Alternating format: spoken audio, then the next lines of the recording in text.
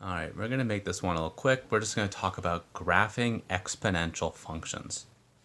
Now tomorrow I'll post a couple problems that are a little more in depth, and we can revisit kind of where does an exponential function start, and then how do the horizontal and vertical shifts and the dilation affect it. But for now, let's just start off with what is an exponential function, and what does it look like, and why does it look that way? So what I have here is y equals 2 to the x, where the unknown variable is going to be our exponent. So that means that we can have 2 to anything power that we want. So if I start off with just 1, that would be 2 to the first power, which is 2. If I plug in 2, that's 2 to the second power, which is 4. 3 would be 2 to the third power, which is 8. 4 to the fourth power is 16, etc. So what am I noticing? Well, if I start off with 2, I am doubling the value, and then the value I had, I'm now going to double that, and the value I had, I am going to double that. So what's happening is I'm doubling every time, but the number that I'm doubling is going to get what we call exponentially large, because it keeps building on itself. It's not like I'm starting back at the 2 and then just adding 2 more. I'm multiplying by 2. And so now if I follow that pattern, follow that logic, what if I were to go down to 0 and my negatives? Well, as you can see, instead of doubling my values, I'm going to cut them in half. So half of 4 is 2. Half of 2 is 1. So therefore, 2 to the power of 0 is 1. Because half of 2 isn't 0, it can't be 2 to the 0 is 0. This is a little tricky one.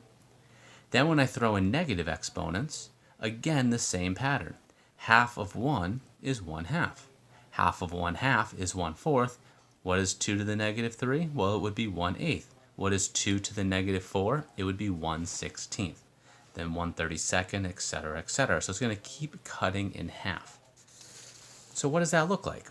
Well, I plotted 2 to the negative 2, 2 to the negative 1, 2 to the 0, 2 to the 1, 2 to the 2, 2 to the 3, 2 to the 4.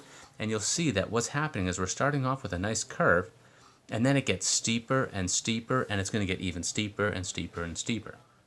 Now, I didn't connect this with a smooth curve, but that is what it should look like. It should have a smooth curve going through all these points, and then it's going to go this way as well with arrows on either side.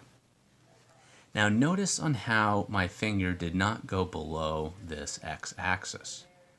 The reason for that is because if we're always taking half of a number, half of a positive number, then it's always going to be a positive number. In fact, we can't take half of anything and get to 0, unless it was 0, but we're not starting off with that. So what's going to happen is that we actually have an invisible line right here on the x-axis called an asymptote. The asymptote is going to be a barrier that prevents this graph from crossing that asymptote, and it's going to stay right along it. So that's kind of the gist of exponential functions. Now what I'd like you to try today or sometime tomorrow are these 3 functions. This is y equals 3 to the x. So I just showed you what y equals 2 to the x looks like. What do we think y equals 3 to the x looks like? This one here is y equals 1 half to the x.